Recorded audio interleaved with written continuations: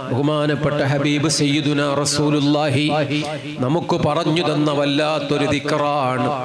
അലില്ലൂ ബിയദൽ ജലാലി വൽ ഇക്റാം. യാദൽ ജലാലി വൽ ഇക്റാം എന്ന ദിക്റുകൾ മുറുകെ പിടിക്കണേ എന്ന് മുഹമ്മദുർ റസൂലുള്ളാഹി. നമ്മളത് ചെല്ലാറുണ്ട്, എല്ലാവരും ചെല്ലുന്നുണ്ട്. ഞാൻ നിങ്ങളോട് പറയുന്നു, അസ്മാഉൽ ഹുസ്ന മുഴുവനും വലിയ സംഭവമാണ്. മൻ വാഫഖ വളബ അലൈഹ, അസ്മാഉൽ ഹുസ്ന പതിവായി ചൊല്ലുന്നവൻ ഫിൽ ജന്ന, സ്വർഗ്ഗത്തിലാണ്. സയ്യിദുനാ റസൂലുള്ളാഹി ആ അസ്മാഉൽ ഹുസ്ന നിങ്ങളൊന്ന് ചൊല്ലി നോക്കിയാൽ, യാ അല്ലാഹു യാ റഹ്മാനു യാ റഹീമു യാ മലികു യാ ഖുദ്ദൂസ് യാ സലാമു യാ മുഅ്മിനു, സഹോദരങ്ങളെ ഒക്കെ ഒറ്റപ്പദങ്ങളാണ്. അസ്മാഉൽ ഹുസ്ന മുഴുവനും ഒറ്റപ്പദമാണ്. എല്ലാം ഒന്ന് ഒഴിവാണ്. മാലിക്കൽ മുൽക്ക് രണ്ട് പദമാണ്. മറ്റൊരു സ്ഥലത്ത് കാണാം യാദൽ ജലാലി വൽ ഇക്റാം, അത് വേറെ മൂന്ന് പദങ്ങൾ കൂടിയ ഒരു ഇസ്മ. അസ്മാഉൽ ഹുസ്നയിൽ ഇതിനെ പരിചയപ്പെടുത്തിയിട്ട് അള്ളാന്റെ റസൂല് പറയുന്നു, നിങ്ങൾ ആ ഇസ്മ മുറുകെ പിടിക്കണേ, പതിവായി ചൊല്ലണേ. ഹബീബ് സയ്യിദുനാ റസൂലുള്ളാഹി അത് ചൊല്ലിയാലുള്ള ഗുണമെന്താണ്? ഇവിടെ ഇരിക്കുന്ന മുഅ്മിനീങ്ങൾക്കൊക്കെ അറിയാലോ. യാദൽ ജലാലി വൽ ഇക്റാം ഈ മജ്ലിസിലും നമ്മൾ ചൊല്ലി അമിത്ന അലാ ദീനിൽ ഇസ്ലാം, മുഅ്മിനായിട്ട് മരിക്കാം. ഞാൻ പറയുന്നു എൻ്റെ പ്രിയപ്പെട്ട മുഹിബ്ബീങ്ങളോട്, സുഹൃത്തുക്കളോട്, യാദൽ ജലാലി വൽ ഇക്റാം അതിന്റെ അർത്ഥം ചിന്തിച്ചിട്ടുണ്ടോ നിങ്ങൾ? അർത്ഥം ആലോചിച്ചിട്ടുണ്ടോ നിങ്ങൾ?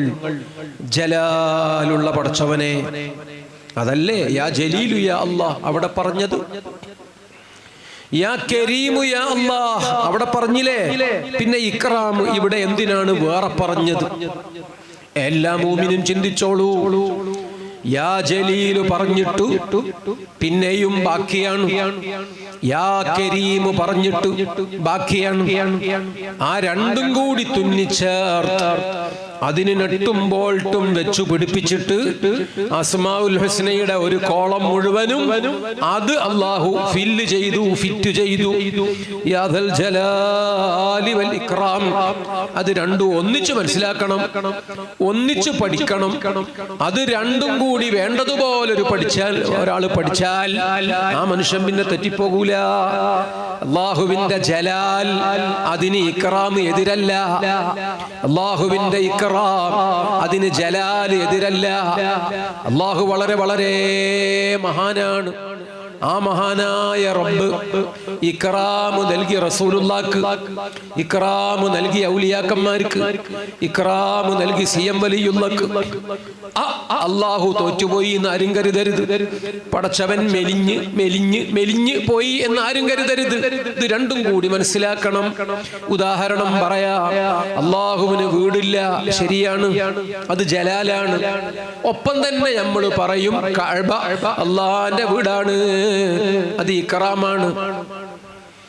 പടപ്പുകള് കല്ലും മണ്ണും കൂട്ടി ഉണ്ടാക്കിയ ബിൽഡിംഗ് അല്ലാഹു അവന്റെ ഭവനമായി പ്രഖ്യാപിച്ചു, അത് ഇക്റാമാണ്. ആദ്യം പറഞ്ഞു അല്ലാഹുക്ക് വീടില്ല, ശരിയാണ്. അതേ വാ കൊണ്ട് തന്നെ നമ്മൾ ഉടനെ പറയും കഅബ അല്ലാഹുവിന്റെ വീടാണ്, അതും ശരിയാണ്. ഒന്ന് ജലാൽ, മറ്റൊന്ന് ഇക്റാം, രണ്ടും പരസ്പരം വിരുദ്ധമല്ല.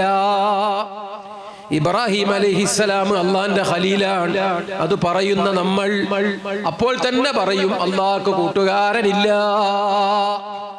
റബ്ബിന് കൂട്ടുകാരനില്ല, ജലാലാണ്. ഇബ്രാഹിം നബി അള്ളാന്റെ ഖലീലാണ്, ഇക്റാമാണ്. ഇത് രണ്ടും കൂടി മനസ്സിലാക്കാത്തവൻ മണ്ടനാണ്. ഒന്ന് മറ്റേതിന് എതിരാണ് എന്ന് പറഞ്ഞ് അട്ടഹസിക്കുന്നവൻ ദുഷ്ടനാണ്.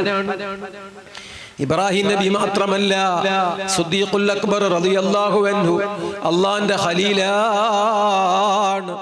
ഇമാം ബുഖാരി ഉദ്ധരിച്ച ഹദീസിൽ സയ്യിദുനാ മുഹമ്മദുർ റസൂലുള്ളാഹി അല്ലാഹുവിന്റെ ഖലീൽ അങ്ങനെ ഇല്ല എന്ന് പറഞ്ഞ നമ്മൾ തന്നെ സിദ്ദീഖുൽ അക്ബറിനെ പറ്റി അങ്ങനെ പറയും, ഇബ്രാഹിം അലൈഹിസ്സലാമിനെ പറ്റി അങ്ങനെ പറയും.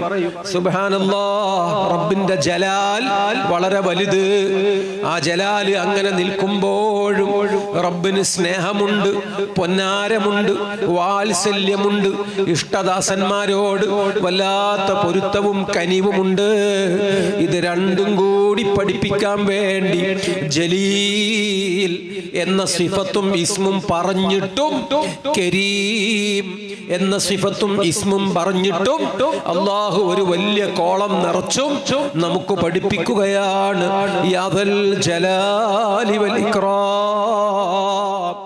ആ ദിക്ർ ശരിക്കും മുറുകെ പിടിക്കണേ, നല്ലോണം പഠിക്കണേ, ചിന്തിക്കണേ, ആവർത്തിക്കണേ.